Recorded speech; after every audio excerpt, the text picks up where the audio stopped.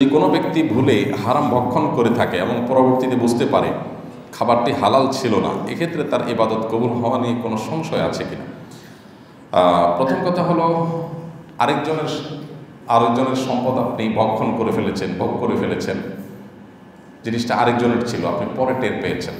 এরকম যদি হয় তাহলে আপনার প্রায়শ্চিত্ত হবে, তওবা হবে যে ওই পরিমাণ খাবার বা টাকা পয়সা যেটাই আপনি ভোগ করেছেন সেটা মালিককে ফেরত দেওয়ার ব্যবস্থা করবেন, উদ্যোগ নেবেন। নিজে পারেন, অন্য কারোর মাধ্যমে যে কোনোভাবে তার অ্যাকাউন্টে সেটা ঢুকিয়ে দেবেন বা তার মালিকানা সেটা দিয়ে দিবেন।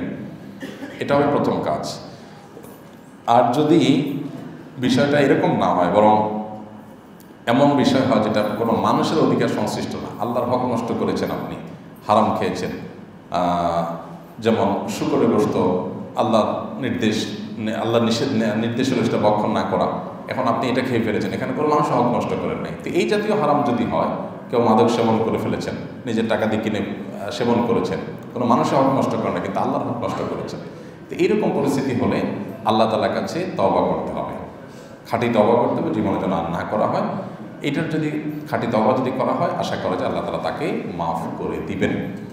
এবং বান্দার হক যদি হয় তাহলে বান্দারটা বান্দার কাছে ফেরত দিবেন, পাশাপাশি আল্লাহর কাছে মাফ চাইবেন। এই দুই ধরনের প্রচেষ্টার পর আশা করা যায় আল্লাহ তাআলা মাফ করবেন ইনশাআল্লাহ।